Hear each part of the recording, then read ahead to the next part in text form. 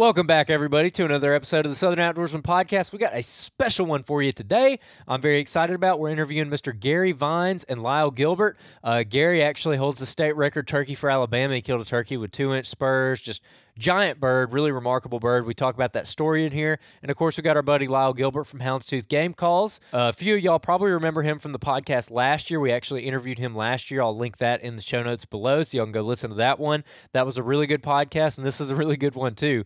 A lot of funny stories in it, a lot of good woodsmanship tips, including at the end where Garry actually gets into the aspect of when you're turkey hunting, you're not only trying to, beat his mind, the turkey's mind, you're trying to beat your own mind as well, and how that's almost more important. Really, really good conversation there. It's going to help a lot of people out, I think. But one reason I'm doing this little intro, we forgot to mention this in the podcast, so I wanted to do it right now at the beginning to make sure everybody knows that we got a discount code with Houndstooth Game Calls right now. We're running a promo with Houndstooth Game Calls right now.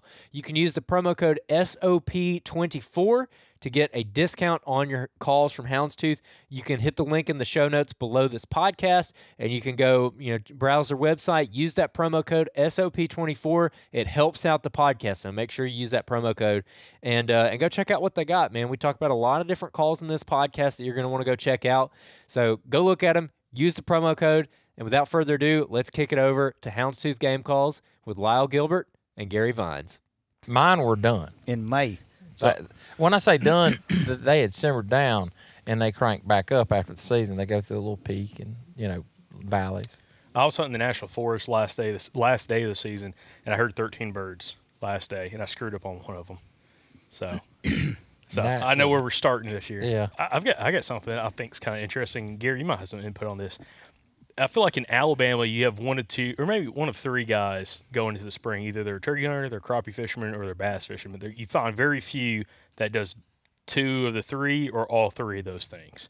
I don't know. Do you kind of fall into one of those categories? Well, turkey hunting is going to be my go-to. Now, if I happen to kill a turkey in the morning, I may crappie fish that evening or bass fish. But it don't matter, nothing's going to interfere with my turkey hunting. Yeah. Yeah. You just went fishing yesterday. I know. Well, I'm trying to get it built up before turkey season gets here. Get that fish fry ready. Yeah. Yeah, I'm going to try my best to kill my limit this year. Look, Ben, I went over there and stayed with Garry, and Ben had a place on the river. And Ben was he wanted to go over there, but he didn't want to go over there. He didn't want to take us over there because he knew Garry had a boat and it was close. Oh, yeah. I can be there in 5 minutes. So when Ben was leaving, he was like, I'll take care of him for you. I'll take care of him for you. Man, Ben was like, I shouldn't have taken you over there. And then come to find out, Garry knew the guy. Yeah. That made it even worse. Oh, yeah. Oh. Yeah, it's like that. It's like growing up, my uncles used to turkey hunt a whole bunch, and then they got real big into tournament bass fishing. And it was like, do we want to go make money on the weekends, or do we want to go shoot a turkey on the weekends? They started saying, we're going to go try and make some money in some tournaments. And they got out turkey hunting for a long time, and then they finally were like done with the whole tournament scheme. And then get back into turkey hunting. It's kind of interesting kind of seeing it flip-flop because it was one or the other. It's like, they only had weekends to hunt. They didn't really get to hunt much during the week running their own business. They all had bigger landscape companies. So they were super busy during that time of the year. So it's like you got to pick one or the other. And it was crazy. I've never touched a fishing pole during turkey season. Well, it's, I don't know. It's when you're catching fish, I like to fish, but it's like I say, it's not going to interfere with my turkey hunting. No, not me. And the thing about it, I don't turkey hunt in the evening anyway. Yeah, if you do that, then you can go fishing. Oh yeah, yeah. I like that. I don't fish that much anymore. I'm not a good fisherman. Is that your fault or? No, I'm just. She won't let you go. I'm fishing? unlucky. Now I'm unlucky at two things. That's deer hunting, and that's fishing. I'm telling you. Mossy Oak might say something different. You go and shooting one of their deer. Turkey hunting now. No, that was Mossy Oak. That was a buddy of mine from over in Canton, and we ended up. He did some things with Primos, and it was me. Oh, okay. And I went over there, yeah. and Primos tried to knock me off, and they gave me COVID. That's what it was. Okay. Yeah. Yeah. And It's pretty- that was the big joke. It was, you know, I called the guy that was working there at Primo's. I said, I know what you did. He said, what? I said, y'all tried to knock me off. He goes, what do you mean? I said, I got COVID from your buddy. He said, really? He said, I did notice he had the sniffles. I said, yeah. I said, and I gave it to my wife. And look, that was December the 18th, and she has something where the cartilage pulls away from your rib. Chondritis. Oh, no. Never heard of it in my life. She kept That's complaining about her one- ribs. That's one of them made up deals. You know, have y'all ever noticed how many more diseases there are than was 30 years ago? Oh, Yeah. yeah, for sure. Oh, they just make something up. Oh, You I get pilled for it. I guarantee you that. You know, you got this, whatever they want to call it, and they say, here, take this. Well, I can tell you this. It's been a problem since December the 18th. Whatever you want to call it. Well, I'm gonna tell you, I haven't forgotten about it because she hadn't let me. You need to just put your foot down and say, this is No. going to be it. You know how that works with her. That ain't going to happen. But no, Primos did not try to knock me off, but that was the big joke. So Well, It still ended up killing the biggest deer in I camp. did kill the biggest deer in camp. They should have stayed Right behind the camp house. right behind the camp house. that's usually the way it happens. So I Hey, guess classic. I am lucky at sometimes deer hunting. Very few. Yeah, that's what I'm talking about. Well, boys, I pressed record a couple minutes ago. And, Good. and Oh, we Lord. we just rolling. Good. So I guess I'll formally start us off now. We're sitting here at the Houndstooth headquarters, Correct. the global headquarters of Houndstooth Game Calls. We did one here with you, Lyle, last year. Mhm. That was a really good episode. We should have pulled up the episode number so we could point people back to that. But that was a really good episode. But we got a special guest this time. You got a couple different titles. I've known you as Garry the Bulldozer Man and the Spurmaster. Yeah, So Mr. Garry Vines, how are you doing? I'm doing good. Good, man. Glad Really to have good. you here. Yeah, I'm waiting on. I'm waiting on to hear a turkey gobble. Yeah. Well, they're probably gobbling, man. It's like 70 Oh degrees yeah, today. yeah. I get pictures all the time. People seeing them strutting, 4 or 5 out there. But Mhm. maybe he'll get here before too long. Yeah. Yeah. What's your take on like it'll be like January 15th, and we'll get like a warm day because we live in Alabama, and someone will be like, "I heard one gobbling this morning. They're gonna be gobbled out." You can't really pay no attention to that. I always tell them you're exactly No. right. Yeah, don't go this spring. Man. Yeah. Reverse Well, psychology, Gary. I usually tell them, that they probably gonna be gobbled out before the season gets here, and they don't need him going. But just like you said, but you got turkey killers in the woods, and you got turkey hunters. Now I've been hunting close to 50 years, and I started out a turkey killer, but I got tired of crawling around on my belly, wearing my blue jeans out, the knees of them, and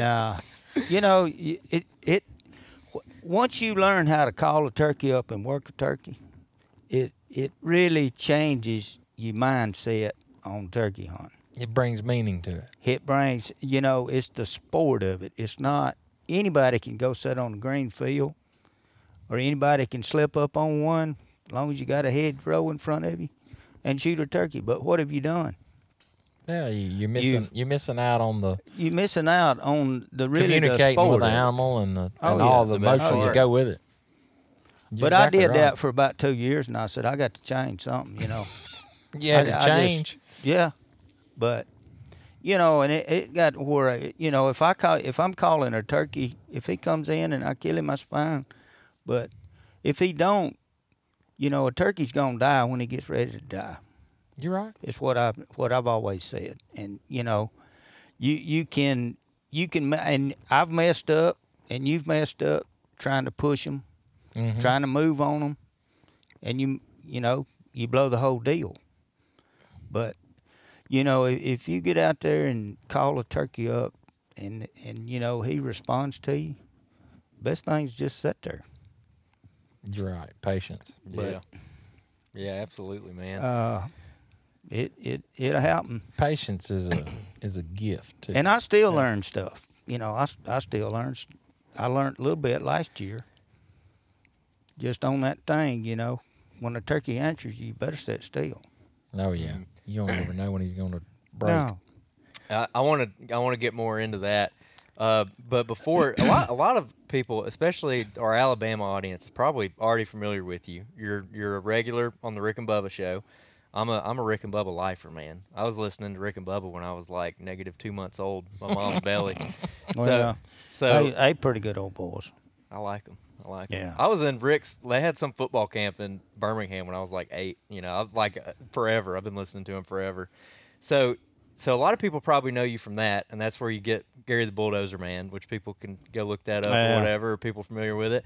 How'd you get the name the Spurmaster? On my turkey call. Okay, and that came from was that your state record turkey?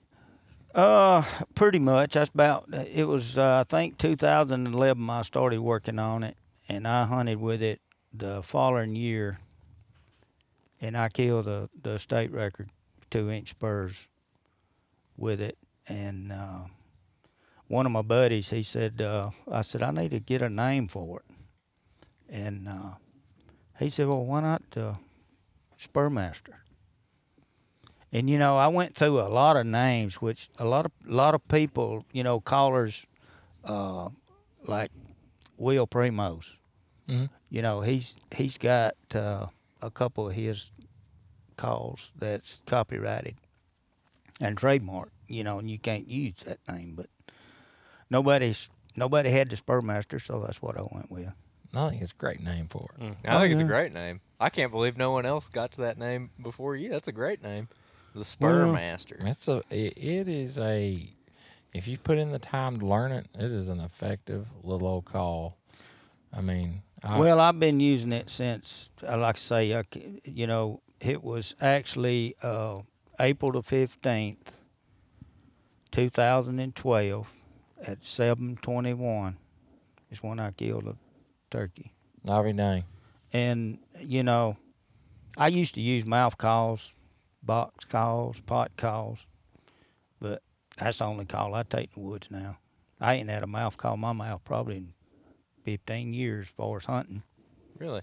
Do we have a Spurmaster call sitting around here? Yeah. Nah, they sold out. I might have to detach, but Yeah, I think we need to have a demonstration because it's a Pass unique. me your Now headphones. hit sounds kind of.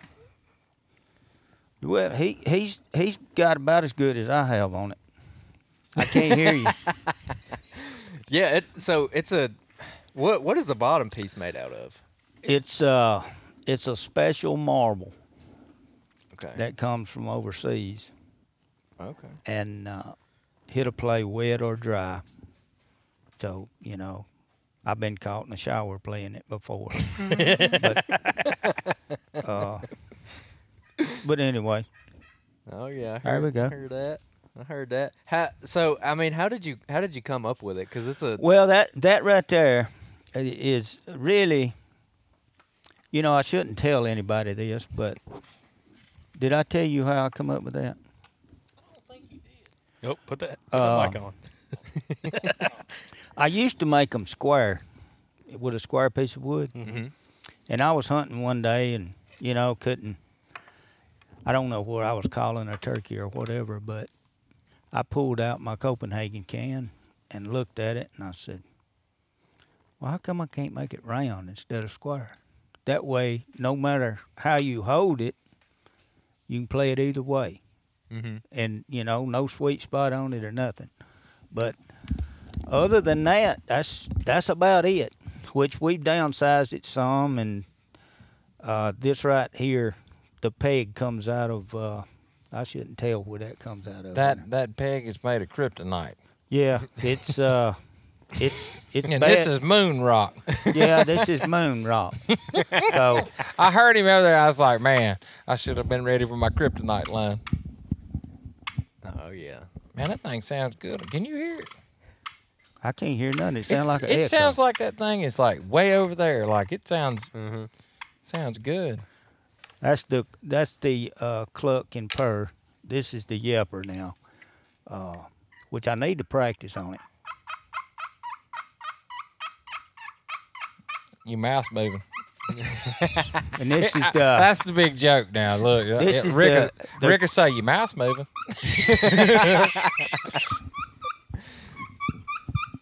Oh yeah, man, I It's like just that. it's just a pure sound. Oh, that's beautiful. That sounds so good in these headphones. We might have to do Yeah, that I every may year. have to We might have to, buy turkey I might hunting. have to say, hey, look, y'all got to come over here. We got to figure out how to do these sound files through here. That is actually a hard call to record, and it sounds it's better. great To, right here. it Yeah, it but sounds man, better, but really, to really hear it, you need to be in the woods. Oh man, And I mean, it's like I say, it's the only call that I use now. and what's neat, I'm gonna add this to you because to the call is that people will find their own little niche with the call. Like Gary has a distinct. I can tell you if Gary yelps on that call, and I can mimic Gary, and also do me as well as far as how I do things. And that's what's neat about it. Is that you'll find your own, just like a mouth call, you'll find your own sound. But see, you got 2 or 3 different. Now listen at the sound of this. Oh wow. Yeah, You pitch. just moving You your just fingers move your on it. finger. Mhm. Interesting. Okay. Is that So not you're neat? you're taking a finger off of your striker, Exactly, yeah. and it's changing the tone. Interesting, man. And there's so many, like Gary takes it, and like when he's clucking with it, he'll take that thing. And to me, Gary sounds better than I do with it, doing it like, Oh, and man. I'll take it and I'll do it just like this, and I'll hold it just like a Lynch jet. Well, you backwards anyway, so it. Can't help it. But I can do it any which way you want to. That's the cool thing Oh, about yeah, it. though. that's- It- you know, there's a way to do it. You just got to I've used this, and there's like a tree yelp in the morning. Just sweet little. Good morning, baby.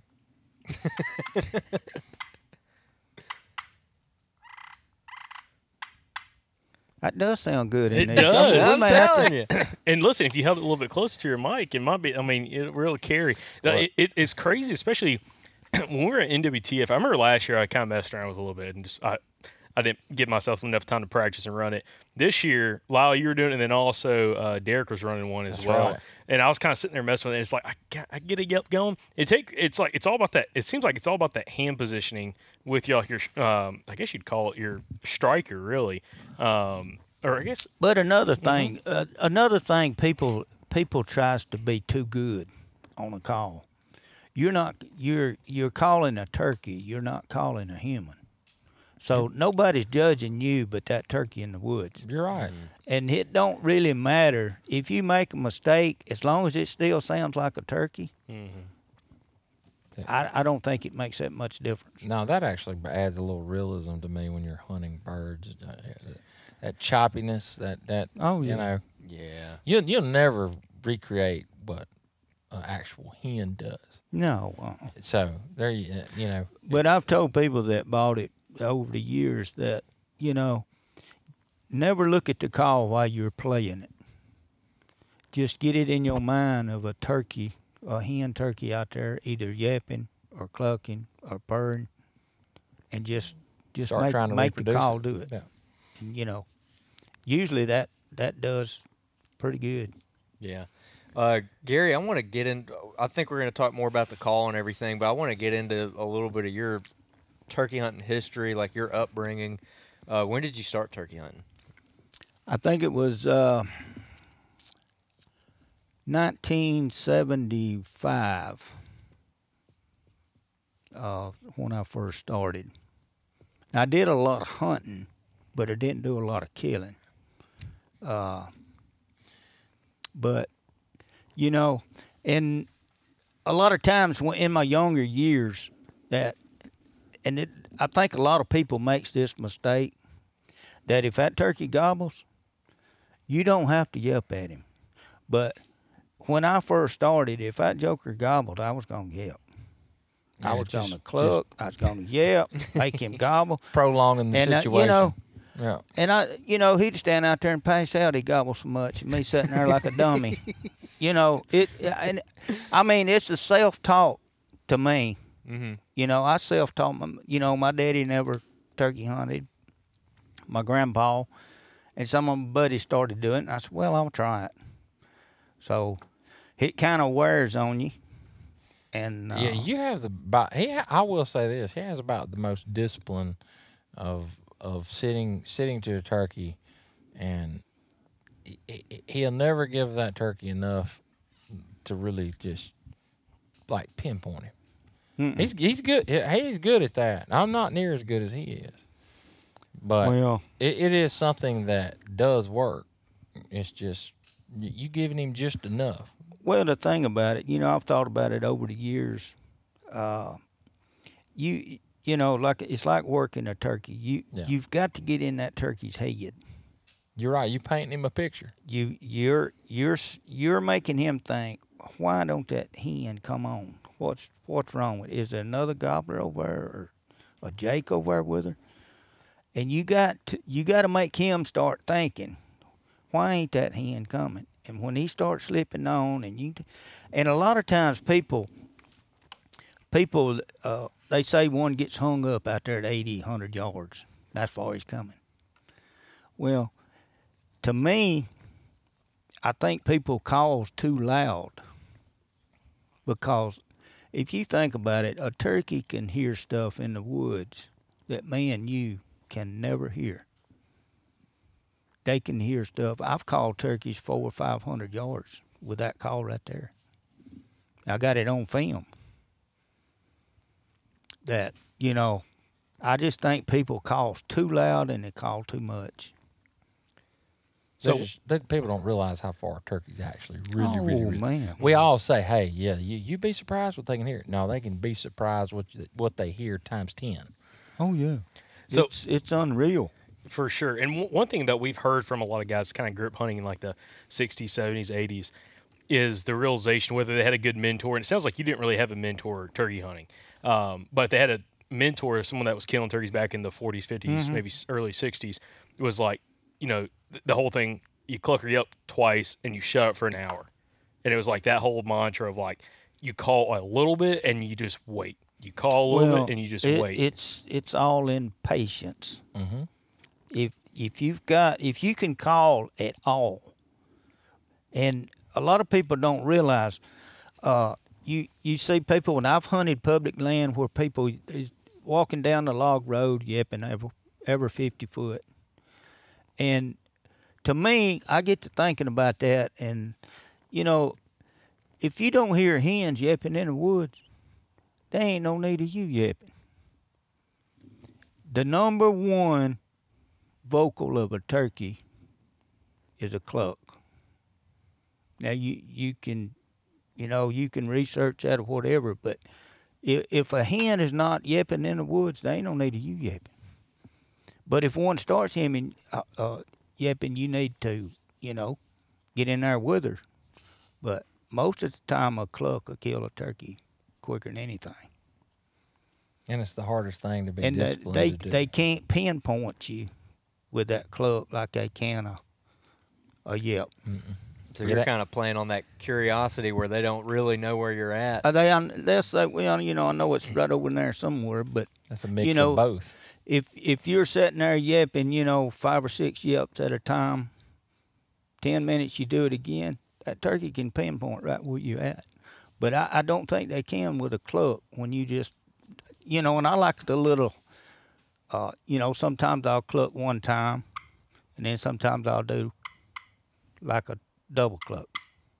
And a lot of times that's all you need to kill a turkey. Or that's me now. I mean, I may be totally wrong. The way he explained that, from like when he was talking about when he just fresh started turkey hunting and he was cutting and yelping, that is the spitting image of what I was to my dad. And I had a mentor. My dad was a big turkey hunter. And I can remember my dad. Did he kind of get on to you about that? No, he let me fail miserably. I can tell you, I was on Rocky Ridge Road going to the Rocky Ridge Cemetery. We had everything in Columbiana up there. Yep. And that was a hunting club, of course. And there was a turkey gobbling up on the hill. I can take you to the same spot. And I said, I'm going my way, you go your way. And I done got into turkey calling when with the cutting, you know, people were putting out, you need to be cutting, calling too loud and too much, and I was digging it. And he went over there, and I can even tell you what mouth call he had. He had a double reed called a Dixie Bell made by Jerry Gardner, Hard Dixie Game Calls. That's what he had. And he went over there and set up, and man, that turkey was gobbling. I was cutting at him, yelping, cutting. And I barely heard my daddy yelp one time. He went, yelp, yelp, yelp, yelp, yelp, and stopped. And we were, you know, just in the earshot of each other. He probably could hear me a lot further than I could hear him. Oh, yeah. And about that time, I heard that Model 12 go, boom. Mm-hmm. And here he come. I looked. I was so mad. I said, don't even talk to me. And I just walked straight to the truck. And and he, you know, he's like, I ain't going to let him go. And he didn't. And I learned a lot, though, that was my problem. I remember telling my dad before that, these turkeys are the hardest turkeys anywhere in Alabama. No, they weren't. I was making them hard. I could take you right now to the first place I ever killed a turkey. Really? And I sat there so long that when I got up to run out there to the turkey, I looked like Chester Goode with my leg. You know, my leg went to sleep. Fell over a log. You was excited, though. Oh, yeah. Man, I'm telling you, that set me on fire. What year was that when you shot that turkey? Probably in 76. Now, did you start out on turkeys, or did you start out on squirrels or deer or something else? Well, I've done a little bit of all of it. I coon hunted some back years ago. Squirrel hunted some. But back then, when we hunted, you know, where I hunted, nobody posted their land. You just hunt where you wanted to. You know, we're going down here, you know, Zeb's old place. We're going to hunt there. Yeah, it was a whole lot different. It's just totally different. But, you know. Now, just saying, I wasn't in there. I wasn't around that time frame. I was just born. Well, you still wet behind the ears. But I wish you'd go that way sometime. Yeah, well, I don't know. I would like to experience that. Could you imagine waking up in the morning, walk out to your house, say, I'm going to do, there's a turkey gobbling over there on old John's land. Oh, yeah. There's still some places That's in the how it country is you in can do it. Maine, I think. It is. The Northeast. I don't know. I've never been to Not here in Maine. Alabama because, you know, the state law is, you know, everything's posted where it's got a posted sign on it or not. You got to have permission, or unless you run pretty fast. Got them painted on Chuck Taylor. But, you know, I try to, you know, respect the law and stuff like that and respect turkeys. And, you know, when you do that, when you want to take care of your animals, I mean, it seems like everything goes a lot smoother instead of trying to go out there and poach on somebody or, you know. But so you got a problem, though. You done made that turkey call. And he'll get on to me. I don't want everybody to have one now. I'm like, we need to stop. Well, I'm like, we got. I mean, Well, now you're selling them. yeah, that's what I'm saying. Well- He goes, well, don't sell it to nobody that's right up against us, or Hey, because you know they're gonna call our turkeys off. we're the same way with the podcast. We try not to let anybody in Andrew's hunting club listen to the podcast. There's one guy in the club that knows about the podcast, but he works with Andrew. Everybody else doesn't know about the show. Yeah, hopefully. we went to the work day, and my stepdad's in the club with me, and one of my buddies in the club. I was like, don't wear a hat, don't mention the podcast, Don't even act like you have a podcast. Absolutely. And there was another What do guy. you do? I drive an ambulance. There's another guy in the club who was talking about he's got some YouTube channel or whatever, and I look over at Mike and Sam. I was like, don't say anything. And so Well. we kept it under wrap for 2 years now. So we'll see if we can keep it Oh Lord, incognito. But that's funny. Well, it's a good sport if you treat it right, but you can't let something get to you. You know, I just it's like I said, there's two different turkey There he is. people. You know, you got killers and you got hunters. And now I've always tried to be a hunter. And you know, I've let turkeys walk off that had walked up to me and they wasn't gobbling or wasn't strutting. I mean, that's not what I'm there to play the game. If he don't want to play the game, he might tomorrow. But You there for the show? I'm there for the show. There's nothing wrong with that. And you're hunting the piney woods of central Alabama. Like that's another thing I wanted to ask. Like, where generally are you from in Alabama? Well, if I told you, I'd have to kill you. No, I'm in Chilton County. Y'all see the big peach up there on the interstate? Mm-hmm. Well, I've got some property right there under that peach.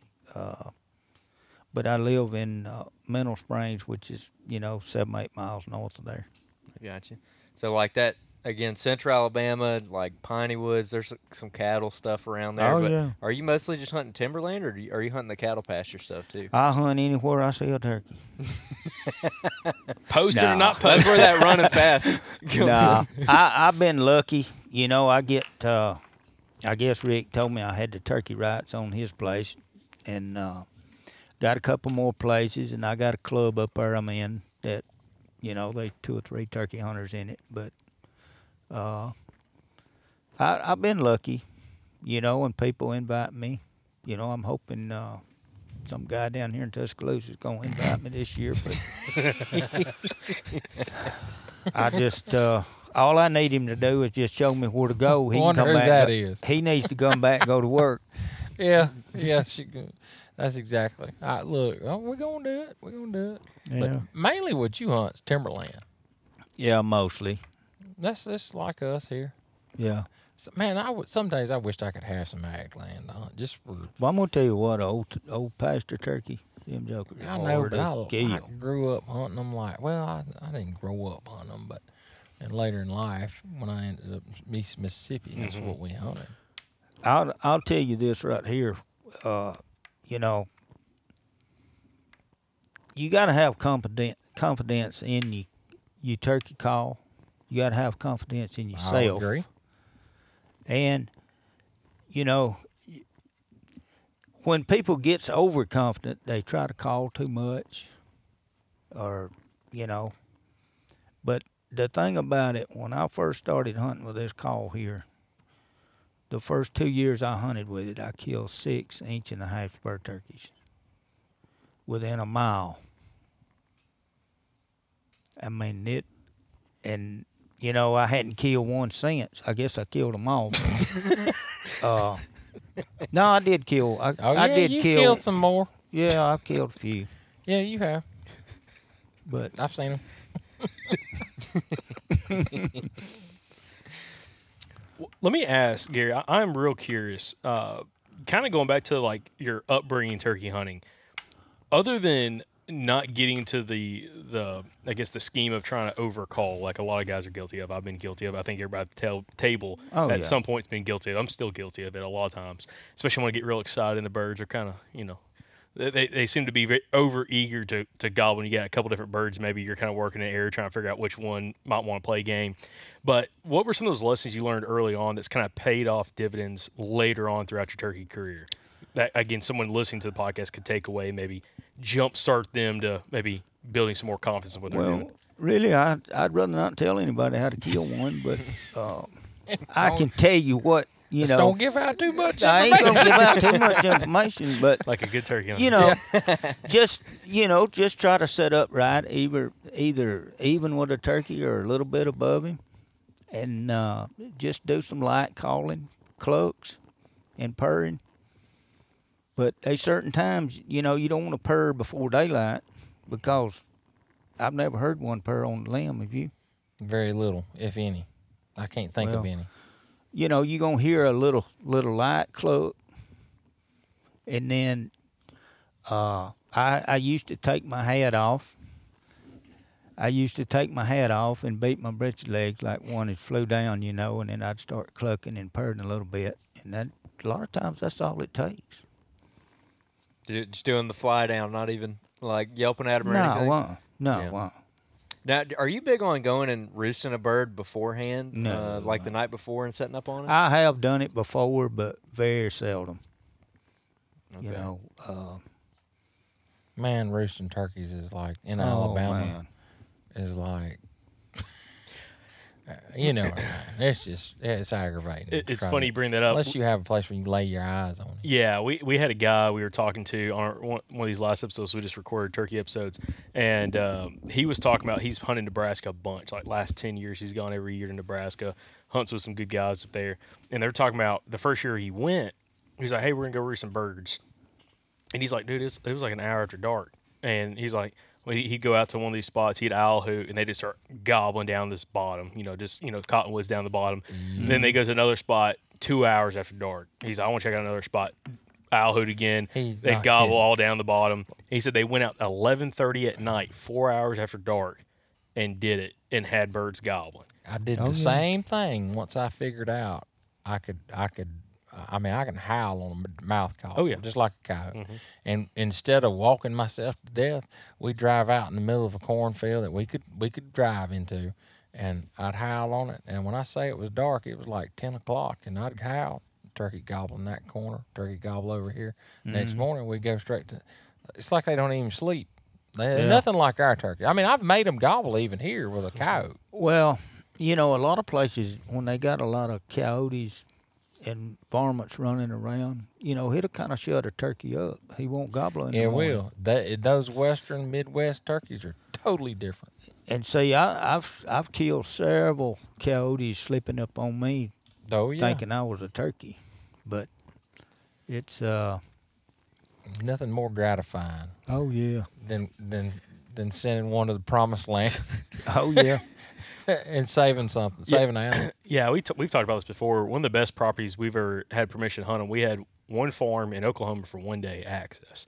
Buddy got us access for the property, 160 acres. And I'm like, 160 acres ain't that good. He wasn't a turkey hunter, but he's like, there's turkeys there. I missed 3 birds that morning before 11 on 160 acres. You were in a spot where they all congregated. It was insane, and just that was one thing. And I don't know, Gary, if you got tips on this. We talked about this on our last episode, but I'd be interested in getting your take on it. I switched over to red dot a couple years ago, and it helped me out a lot, just being able to like really focus on the bird and not have my bead completely cover up the turkey, especially like at 35 yards. And it's amazing. Some of these newer shotguns, especially more like wing shooting shotguns for like duck hunting and stuff, they have these giant fiber optic beads on the front, and like at 25 yards, it'll cover a turkey up. And I kept having issues where I couldn't tell how good I was on the turkey itself, so I'd be peeking over the barrel just a fraction of an inch, looking at the bird, and next thing I know, I'm pulling my head back down, the gun goes off, and I'm shooting over the top of the bird. Do you have any tips? I mean, do you shoot a bead still? Do you use a red dot? What's your take on I've got a red dot on my 410. I've got the Burris on my Vanelli. But you can turn the power up on that red dot, and usually I keep it kind of medium or below, because if it gets out there and gets to glowing, it interferes me. But I had to go to something like that, because when you get 66 years old, that bead out there kind of gets fuzzy. Yeah. And, it does help. I thought I'd never use a red dot. Now every gun I got's got a red dot. Yeah, I killed one. Well, the first one I killed with that 410 was last year. I killed it at, I think, 40 steps. So 410, that's crazy. That Benelli gets heavy when you walking, which I don't walk a whole lot, but I still hate toting it. Oh yeah, I'm down to a 20 gauge myself. Gary, what time of the day, if you had to look back at a lot of turkeys you've killed, have a lot of them pretty close off the roost, or a lot of them kind of later morning, midday, if you had to think back at it? Probably 90% of my turkeys been killed before 8 o'clock, and a lot of them before 7. But it's you can kill anybody can kill a turkey. I mean, if you want to go out there and sit on the green field or crawl around and wear your britches out, you can do that. But I try to tell people the truth, without, spilling the whole beans. But, turkey hunting, a turkey's little brain ain't big as your thumbnail right there. But he's smart now. And look how big ours are and how dumb we are. He's got a I point. can I'm attest to that. telling you. He's got a point there. But the thing about it, you've got to get in that turkey's mind, and you got to think like a turkey. You know, it's because they gonna do stuff that you don't think a turkey will do. And you know, I got Ben. I've been getting on Ben. He's supposed to be putting out that little clip we made of them turkeys coming 500 yards.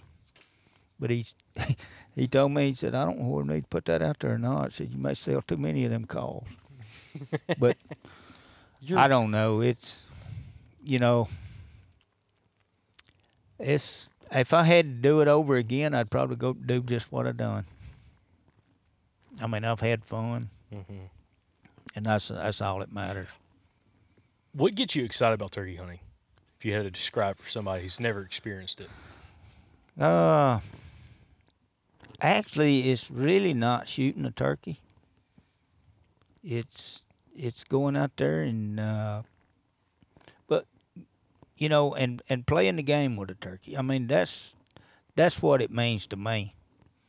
But you know, it's. I used to would just go just about crazy trying to kill a turkey. And, you know, like I said, you know, first couple of years I was like everybody else that started hunting, you know. If I could shoot him, I was going to shoot him. But I don't know, it's just so much, you get so much gratification, I guess, when you know that you're the cause of that turkey getting shot. I mean, that does something to a guy. But, you know, people tries too hard, really. They think they're going to run in there and, you know, run up their britcher leg, but that's not going to happen. No. But the thing is to get that turkey interested to me, and then you work that turkey, and you'll know if he gets fired up, you'll know it. You can tell where he gets closer or further away. If he gets further away, you know, try him again tomorrow. But and change it up. You know, don't go back in there. When I killed the state record, have we got time for me to tell this little thing? Yeah. All right.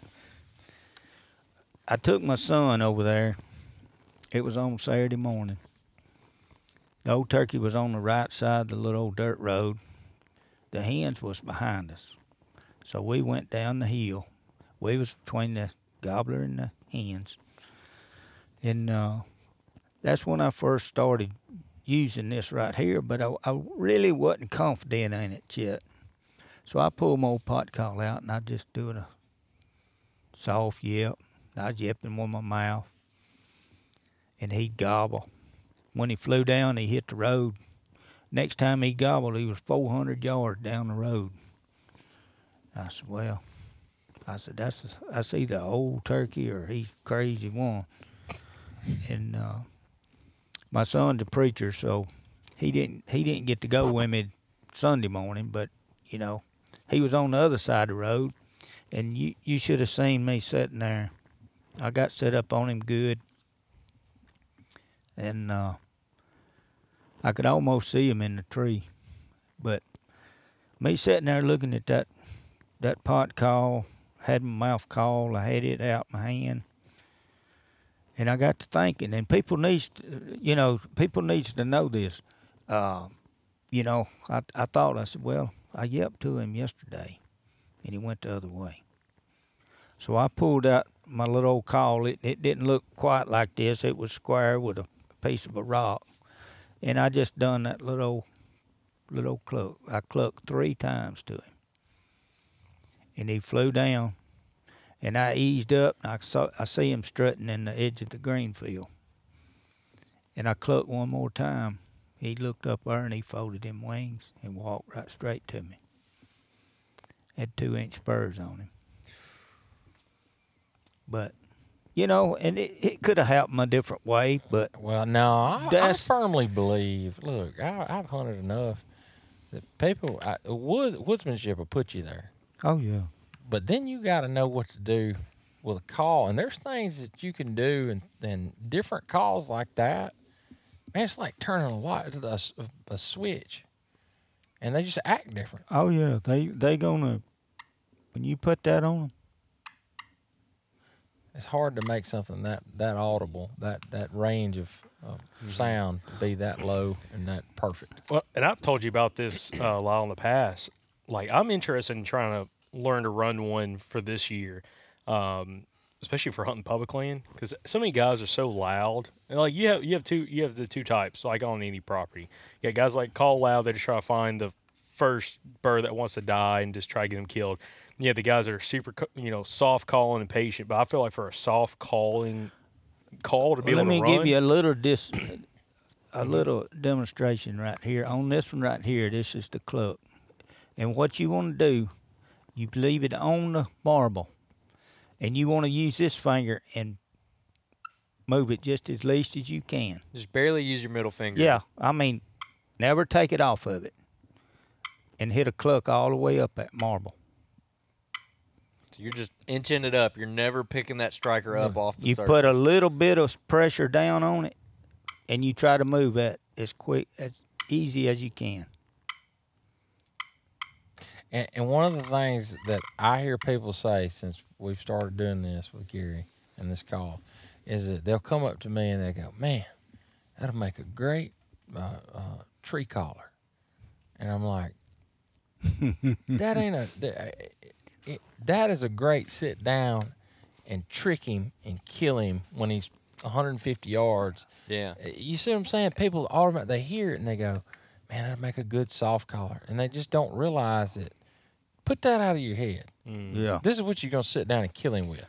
And you got to be fluent with a mouth yepper to do or mouth call, diaphragm, whatever people want to call them, to be able to get into that range. And it's not just, they call soft in a tree. Well, a lot of people saying, the yepper is hard to use. But look, all you do, put it in your hand like that right there, and watch this now. This is no pressure at all. Now, hear that call? Don't sound too much like a turkey, does it? Now watch, when I squeeze it, I'm going to squeeze it just a little bit. It's all in the squeeze. It's not the down pressure. Interesting. Well, that's probably what I've been doing wrong. Because I was trying to run one in your booth at NWTF. Okay, interesting. A little kiki action on there.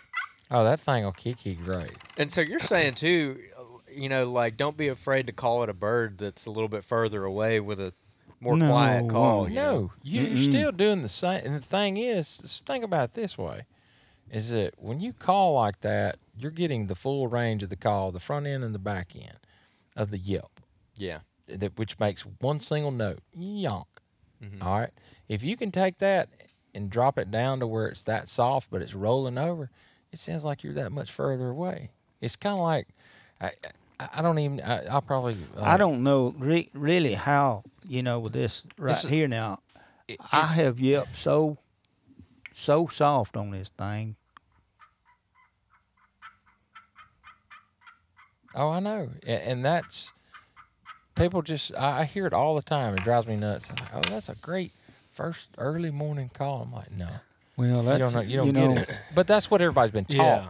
Tree yelp. Well, I had a hunt last year. I killed one bird on public land, Alabama, and another on private land. The private land bird, they had a bunch of hens roosted around me, and they pitched down. They started scratching behind me, and they were making. It was the closest interaction I've had recently with a group of hens, and how much vocalization they were making. That like if I was 50 yards away, I probably couldn't hear them, or Gobbler could hear them, but like you couldn't pick up on. But they were 8 yards right here behind me, behind my pine tree I was sitting up against. And they were making the softest yelps, clucks, purrs, kind of going back and forth. They never were not making noise. And you're exactly right. And, Summer missed a turkey in Tennessee last year. And it followed this turkey. Put it this way. The turkey had us pinned on a tree. And I knew if we gobbled at him, I'd already gobbled at him one time on a tube, that he'd go the other way. And I needed him to get out of the way where I could get there. I gobbled at him. Guess what? He moved on out of the way. I couldn't get him to do nothing. But when I pulled that out, there's certain calls that just, I don't know, you get a response out of a hen versus a gobbler, and that's one of those calls. A tube call is the same way. A trumpet's the same way. And I ended up, those turkeys passed us by 250 yards, and I turned around and I called the whole flock the hens. I didn't call the gobbler. I called the hens, and they came straight to me, and the gobblers came up there, and she just happened to miss. But that's what's neat about these oddity type calls or different type calls, that people just don't see every day. Well, it's kind of like that Yeti 3000. Yeah, look. Oh, we got to talk about the Bigfoot call. Yeah, the Yeti. Look, I'm a proud toter of the Yeah, Yeti he's 3000. I'm I'm gonna carry on your tradition. Well, that's good. I need somebody to. And And the question is, when is it going to hit the market, if ever? I don't know. He's probably gonna make me. We got to explain what we're talking about here. So yeah, I'll introduce Garry as the man that scares everybody with Bigfoot. About Bigfoot, about the Yeti Call, and it is a device that makes everybody that I have let hear it at a distance. They don't say, "Ooh, that's scary." They go, "That is the most horrifying sound I've ever heard." and they use horrifying and they use terrifying. Terrifying. And I found out about it, and I called Garry. I said, "Let me tell you something. I heard you have this so and so call." I said, "Don't even show up at my shop if you ain't got one." That joker loaded up, and he was so proud to come down here. He come down here and taught me how to run it, and I took it that night. And I had a guy I pulled out my Onyx. I said, "I wonder if old Nick can hear it." And I said, "He's 0.80 miles." And I called him. I said, "Just listen to this." And I hit it. He goes, first words out of his mouth, and our first words through the text thread, he goes, "That's the most terrifying thing I've ever heard." And he says, "I know my uncle heard it because he's got every light on the inside and outside, and he never cuts lights on." Hey, if you want to get dogs to barking in the neighborhood, He's you right. pull it one time. They'll bark for all night long. Yeah. See, there's things I don't need to be telling people because I'm scared folks. I'm scared folks go. They'll figure out that sound because I got a spot or two. I like to make a booger bark. Yeah. Did y'all hear that video from I think it was this past summer at the Payne Lake campground? Was that you? Yeah, it was him. It was him. I've been waiting for somebody to ask me. What, are you serious? Was it Yeah. At the campsite over there? He got a ghillie suit. Oh my God, you're about to get shot. Well, I can't talk about that. Do you remember that? Yeah. It was like the viral video, and it was like people were like, "There's a Sasquatch," like yelling. That at the thing camera. goes. That thing will go. Scares people to death. Well, I don't know. I think what I'll have to do is I'll have to make a sound clip for you, or get Garry to make a sound clip. Send it to you. That way you got it. We gotta. Do I have And you it can on? add that voice when you Let can me see add if it I've in. got it on here or not. Oh God. Oh yes. Bad thing about it is I think I do have it. Wait a minute. Let me see. Look, for a Let me week, look. for a full solid week after you gave me that thing, Mhm. they hated me in here. They hated me in here. Well, you try to overdo it. It's like calling a turkey. You don't need to overdo Then I it. walked down there to the mattress guy and got behind his back wall and started doing it. I didn't even tell you about that. My wife is wanting the address to this place, and I'm busy. Where's it at? Let me see. I ain't no telling. So we talking about Yeti stuff. I might better listen to this before I put it out.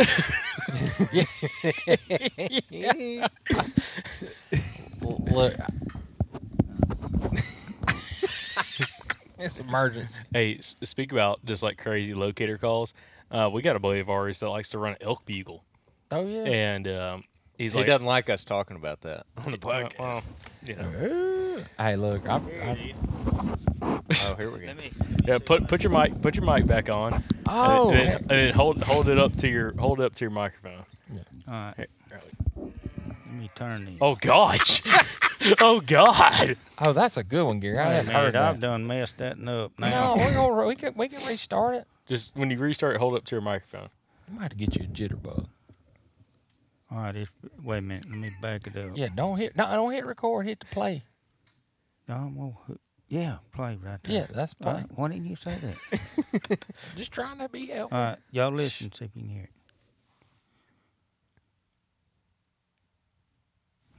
Boy, that was good. Wait a minute. Wait a Terrifying. minute. I got my sound cut You're off. recording now. Hold on. No, I ain't. Oh my goodness. What is he doing? All right, here we go.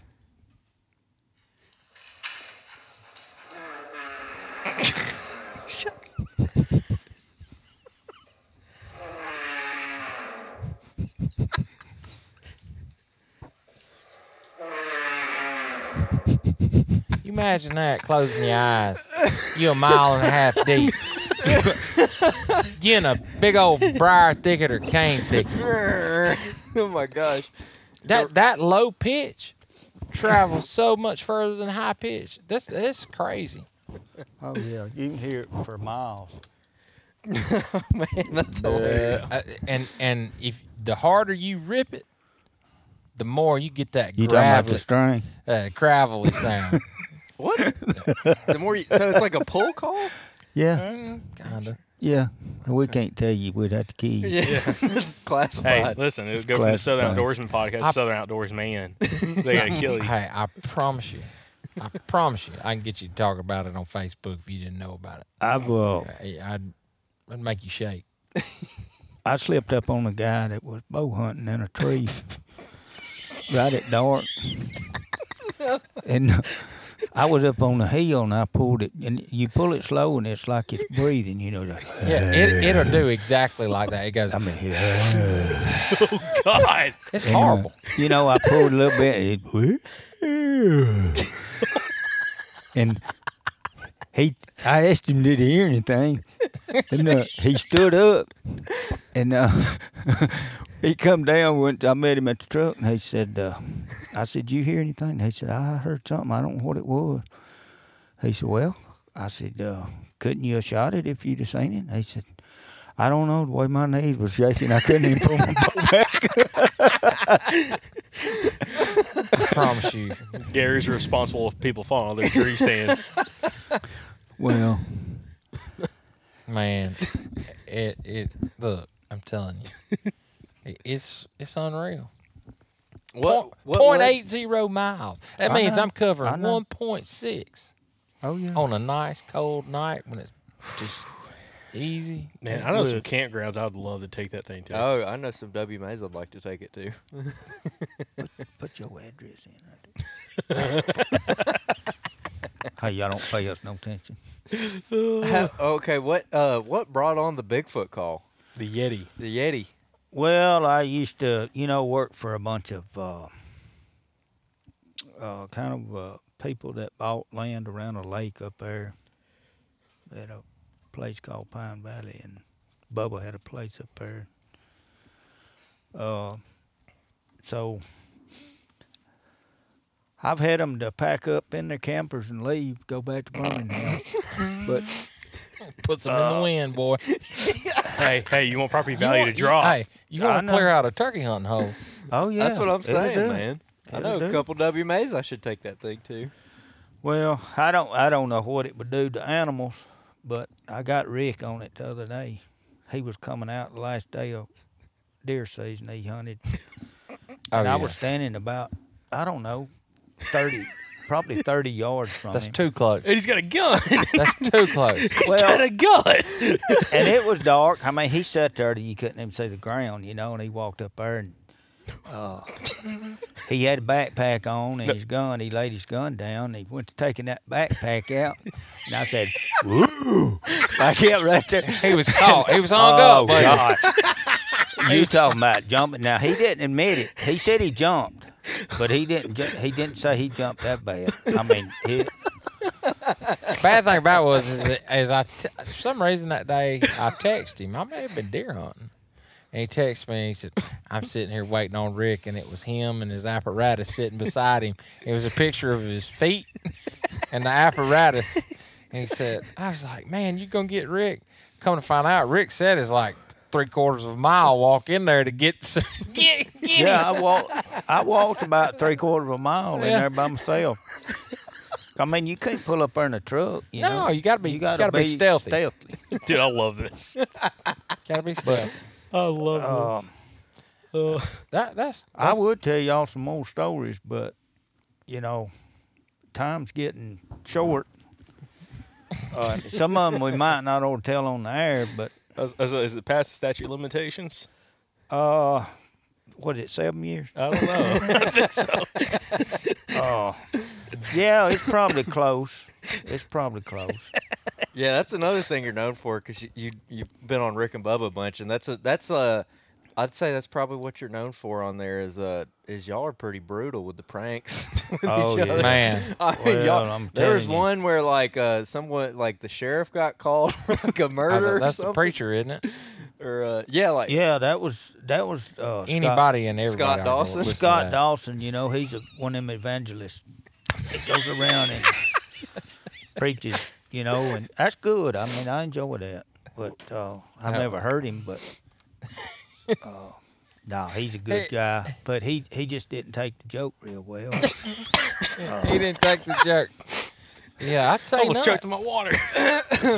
No, it was bad there for a while. He wouldn't even talk to me there for a while. and he still really don't. You know, he'll speak. Well, explain what happened there, because I bet you I probably don't- never heard no, that. I haven't heard it. Okay. Oh man. Well, it's on Rick and Bubba's podcast, or what you call it. It's on their just- it's on their YouTube channel. Yeah. channel. This podcast and YouTube stuff's kind of new now. Hey, I'm old. Go ahead. You But got to look, give them. You got to I'll give them give something. you a little bit. I'll Give you a the little best bit. part of the But, story. All right. Rick had a couple guys coming down, Scott Dawson and one of his other buddies. And I had this old I had a cap with long wig on it. And I had Bubba teeth in. So I went, I said, and I told Rick I was going to take my shotgun, but his phone went dead. He didn't get that part of it. But he said if he'd known that, he would have called it off. But anyway, I got out there, and Rick had told him, said he's having trouble with a guy, landowner, and told him, said, if y'all see him, said, let's just handle it, and, get out of there the best we can. Well, they come around the road there and stopped at the shooting house, and he was showing them the field, I fixed and everything, the shooting house, and I stepped out with my shotgun. And I had that wig and them Bubba teeth in. I mean, I looked pretty rough. Had a sleeveless shirt on. And I made out like I was trying to bring my gun around, and I pulled the trigger on it, and it went out through the woods. And I didn't say nothing. And Rick said, let's get out of here. So Scott, Imagine. he wasn't really good on a four-wheeler, but he left out of there like a bat. Like you know? Mario Andretti. Oh, man. And the other one, he couldn't get it out of first gear. And he was rearing it up, and he let off on it like one of the handlebars. And Rick took off, and I shot again. And when I did, Mark Garnett was riding the other four-wheeler. I seen his back do like that because he thought he was shot in the back. But it was, and then Scott, and he, he kind of wet himself. But it was pretty fun. It was fun. Now, And, now one of them didn't. One of them act like they got shot, or well, or Rick went around the curve and stopped. Mark come up there, and Mark said, "Is that guy you was talking about?" He said, "No, that's Garry." And he said, "What?" And he looked down, and he peed all in his pants. And but they seen Scott going across the road up there, and he was headed to the barn. And he said, "We gotta catch Scott. He's gone back to the barn." And Scott thought it was me had shot them, was in the cart chasing him. And he got out on the main road, and Rick said he had his phone to his ear. And said he stopped there, and he seen it was Rick. And Rick said, "Who you calling?" He said, "This is 911. He said, "Shots has been fired over here." Said, "I think somebody's got a shot." But, you know, it was a good prank. But I don't know that I need to go that far anymore. No. Look, that one there is Rick and Bubba history. That's Oh, so it's- good. That's solid. You ought to, gold. Rick can tell stories a lot better than what I can, because sometimes I forget, you know, the funny stuff. Yeah, I about you wrecked my forget. truck when I heard that. That I was driving. that that's was one of the funny. best. Yeah, that's hilarious, man. Well, I don't know. I don't know. I've been kind of banned from doing pranks over there. Sherry won't let me do them anymore. Just got to be regulated a little bit. Yeah. But, you know, I have a lot of fun. If you can't have fun, you know, Yeah, you can't Why be, can't we you laugh? can't That's be right. serious all the time. Yeah, absolutely, man. It's just like turkey hunting, you know. You go out there and have fun. Yeah, that's the most important part, man. Go out there and enjoy it. Oh, yeah. Real quick, Lyle, y'all mentioned earlier hunting together a little bit last year, right? We last year we didn't get together. Year before we did, but we're gonna change that this year. Me and Garry I'm gonna stay home a little bit more. Okay.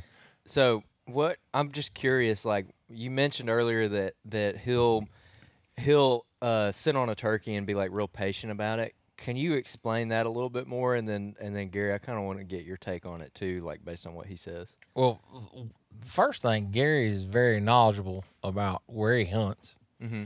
So, I have another friend of mine that tells me you got to learn how to sit to a turkey, and Garry knows, you know, experience where to sit, where he needs his best chance at calling that turkey up. And once he gets there, he's got that confidence, and he's got confidence in that caller. And it's like you said, when you have confidence in something that works, I mean, you're gonna stick to it. If you'll stick to it, you know, you're gonna be successful. And I guided for years, and one of the aspects that I have, I'm not as disciplined on calling. I can be in certain situations now. I used to never be, but I have a ton of patience, and I can stay with a turkey a lot longer than a lot of people ever will. And but that's one of the things that I noticed about Garry is like his patience. You know, he knows when to move, and that's a feel that you learn. You know, he knows, hey, I might ought to reposition, and so he's a very astute turkey hunter. Well, I don't know about that, but the biggest thing I could tell, you know, people that's listening, you know, you need to have confidence in your calling.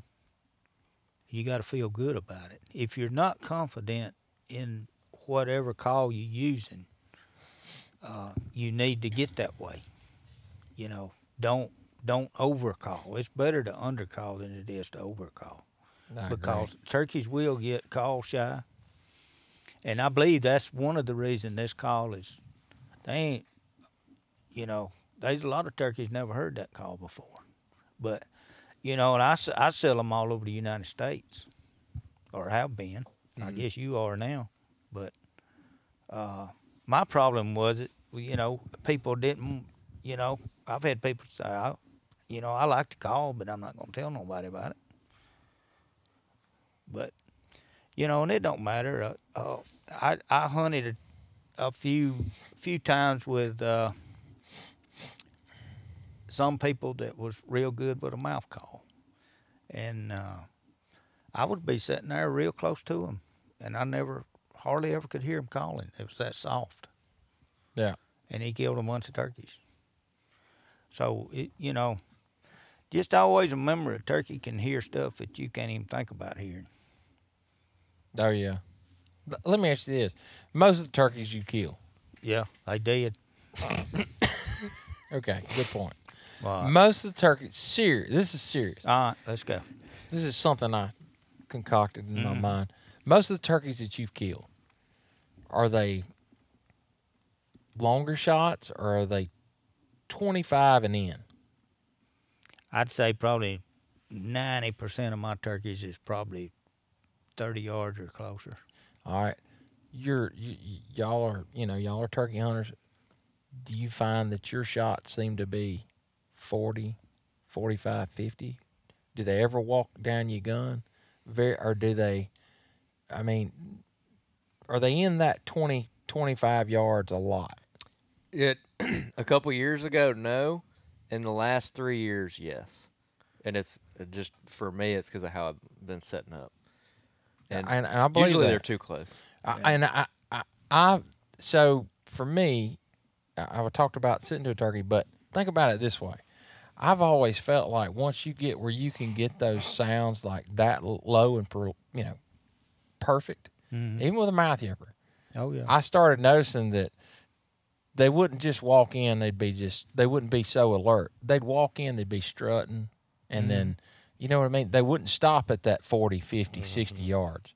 And they would, then they're up there at 20 yards in full strut. And I firmly think that it's just because you actually, truly whipped him on his ears and his mind by then, versus it seemed like used to, turkeys always hung up at 40 or 50 yards. Was I calling too much? Was I calling too loud? Probably so. And I think that's where that softness, a combination of you sitting to the turkey. Mm-hmm. Well, it's like I said, it's a mind game with you and the turkey. Yeah, that's You've a good got statement. to remember that. I just feel it's in your, it's in your mind and it's in that turkey's mind. So what you got to do is do something to conquer his mind and think what he's not supposed to be doing, he's gonna do. And that's, I've killed him at 5 steps. I've been lucky, but it's hard to hit one in the head at 5 steps.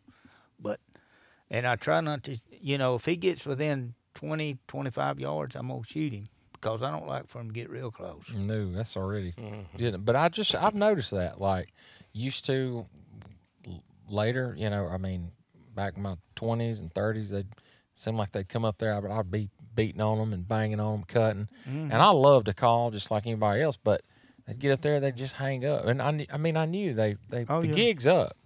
But it seems like as I've gotten older and I've gotten more in tune to what that man, they just struggle in there like they're going to walk past you. It's the thing that you got. The biggest thing you got to remember is, you need to know. You need to figure out and know when that turkey is committed. That's true. And when he commits, you might as well put that down and get your gun up. Because it's, you can't call him to your gun barrel. Have you ever sat there and when he commits, and say you got somebody else, say you got someone like Ben over there. We use Ben as a pigeon.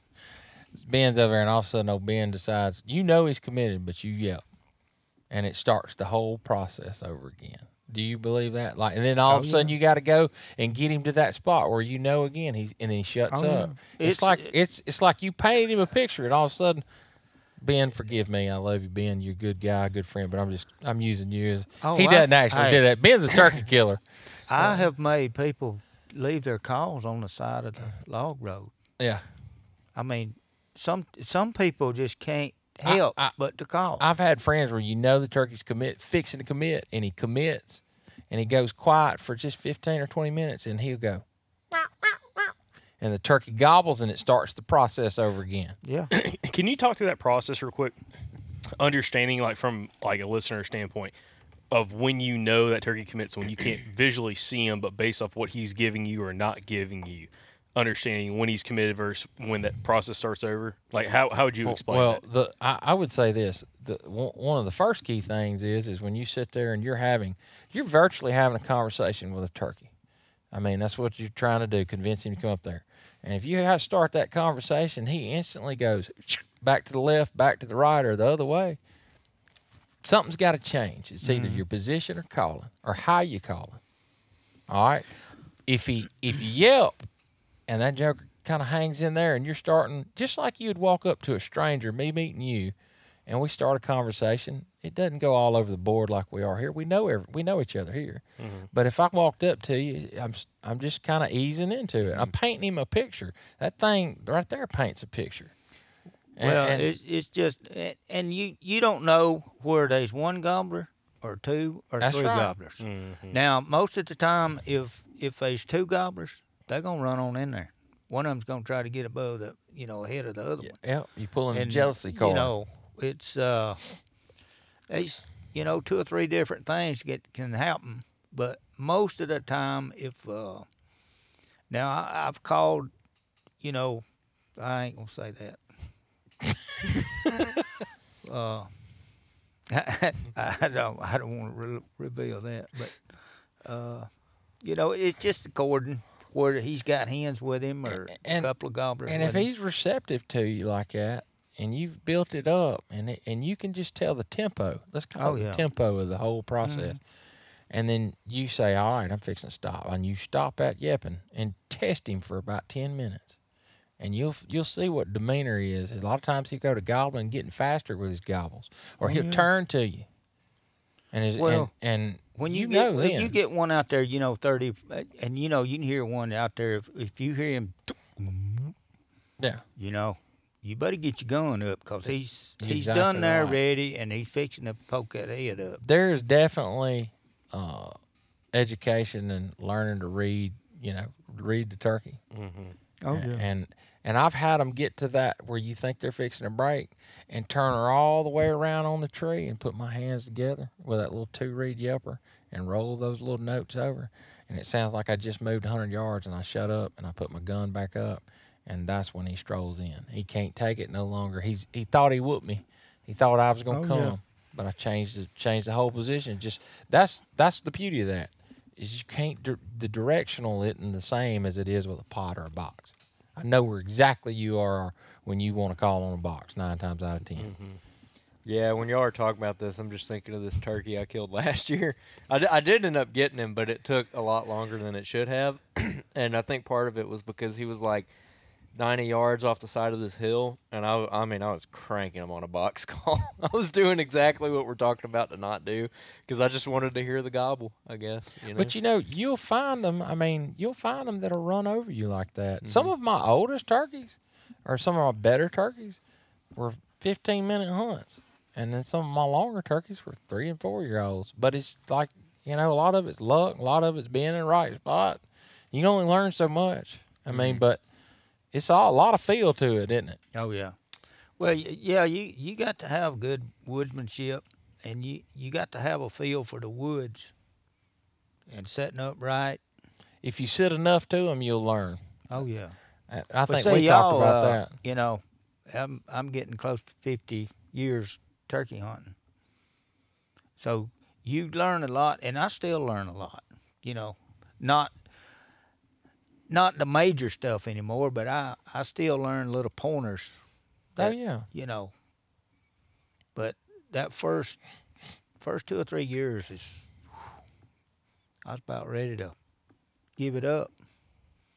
I'm curious, Gary. You mentioned woodsmanship right there. If you were to describe woodsmanship, what is that to you? Well, just kind of reading the woods, kind of like reading a book. You know which way the wind's blowing. You know where you can walk, where you can't walk, where you need to sit. And you got a picture. If I was a turkey, would I come up that ridge or would I come up that one over there or whatever? But and some of it's just luck. Yeah, I was watching. But being as quiet as you can.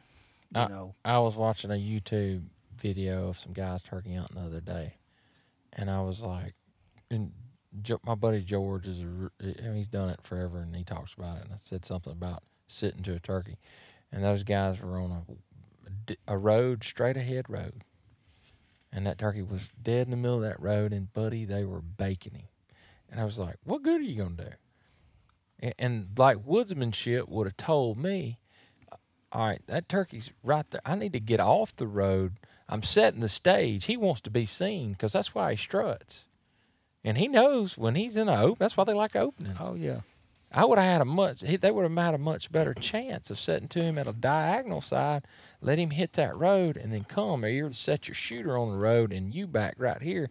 That's the stage, is the road. That's where he wants to see. They know the girls can see the women. It's neat when you get to talking to some of these folks that are way better turkey hunters than I am. I sure don't know it all, but the woodsmanship teaches you that. And, Oh, yeah. I mean, it's invaluable. Well, I've hunted with, just like I took Rick hunting 2 years ago. And, you know, when we was walking down like a little dirt road or little, you know, log road that had a little bit of gravel on it, I was on the side of the road walking in the pine straw. He was right in the rut walking with his big old boots, and it sounded like a elephant walking. And I told him, I said, you like hunting with a 300-pound 8-year-old. And but Ka-clunk. yeah, and you know, we went down there to set up on the turkey that was in one of his fields down there in the woods. We set up in the woods, and that somebody come in? No, I don't even But, know what that was. I don't know what that was. But anyway, we was sitting there and going down through there. You know, I was stepping around little twigs and stuff, and here he come down there, sound like a herd of elephants.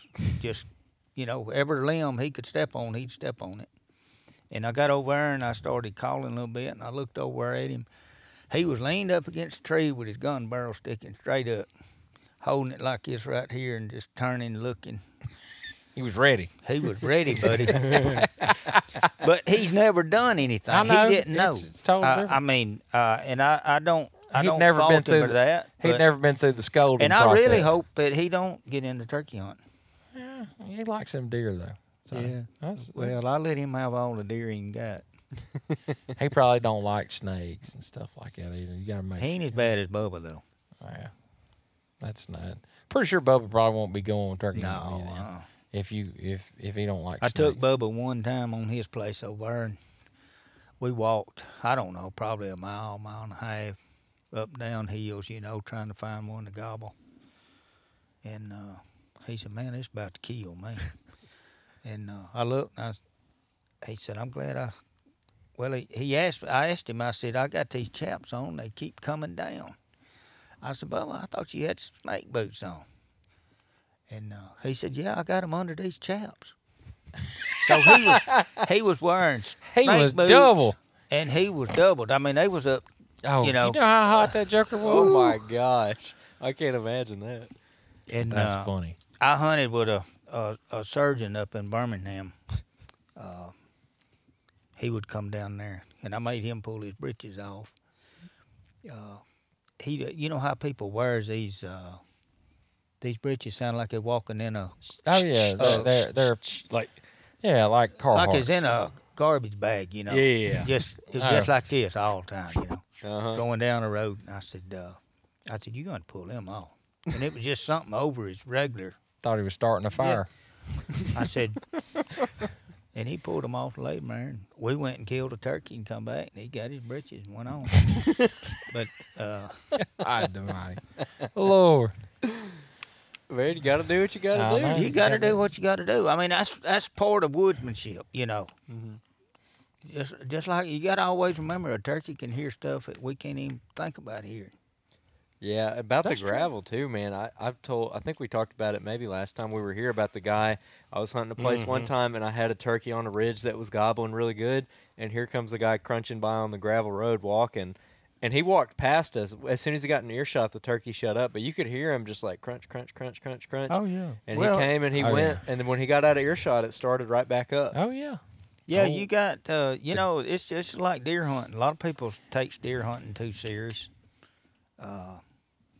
I don't deer hunt that much anymore. I think I went maybe twice this year. But I don't know. Me doing what I'm doing, you know, I just got lost the thrill to it, you know. if you don't get thrilled, I've killed a bunch of deer, but I just don't get worked up. The like turkey turkey do, hunting. though. Yeah, still got it for turkey. That's right. Still got that edge. Oh yeah. Well, I wanted to kind of get into a point of wrapping up. We take listener Q&A, so people write in to the show, and we got some turkey Q&A. So I wanted to hit y'all with one of them that we've been holding on to. You need to tell him what Q&A is. Question and answer. Okay. I didn't want to see nobody else's Q&A.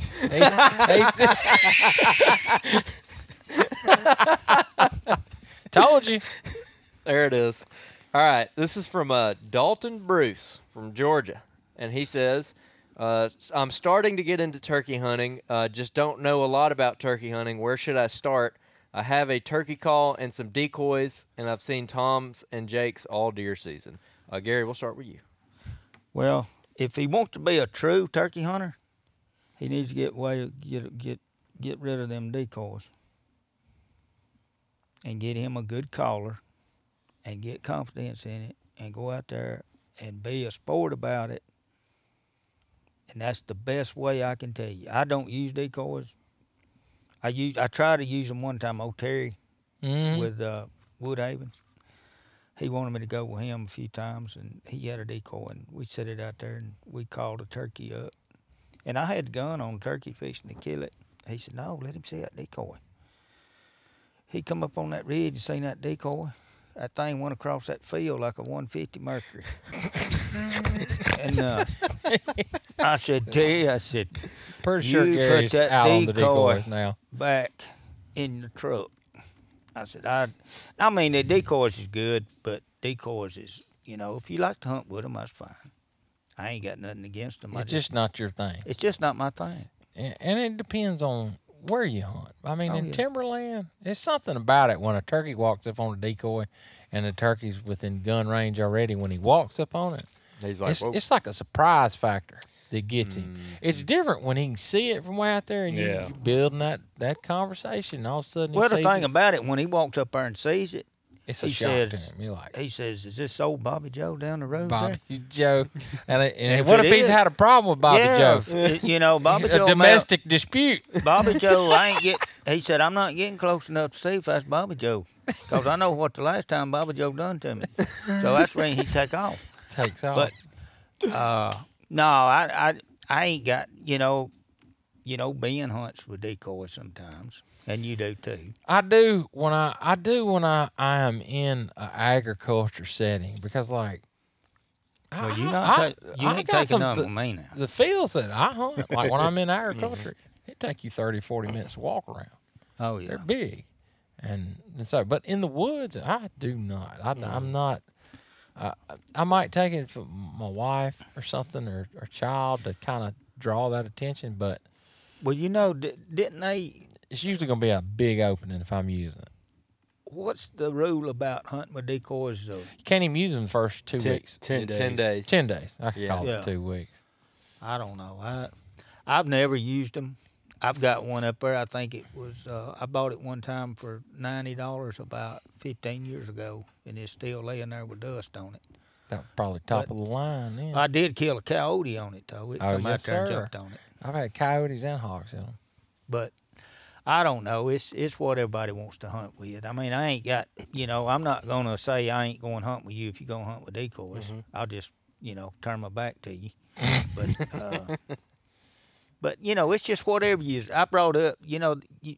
When I come up turkey hunting, they wasn't even know nothing about decoys.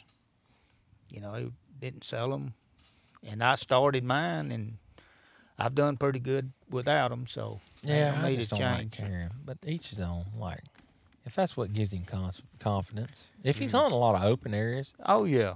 don't go all out. I've seen people that have a spread. I was about to say, Yeah, like a waterfowl spread. Like Like we're setting- those Midwestern guys. Oh yeah. Yeah.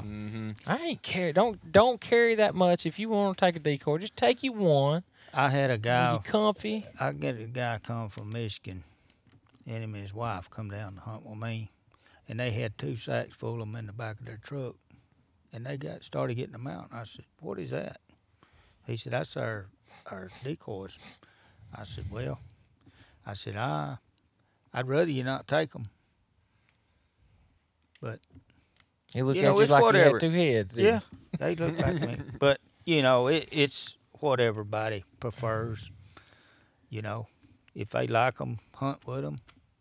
he? What gives you confidence? Yeah.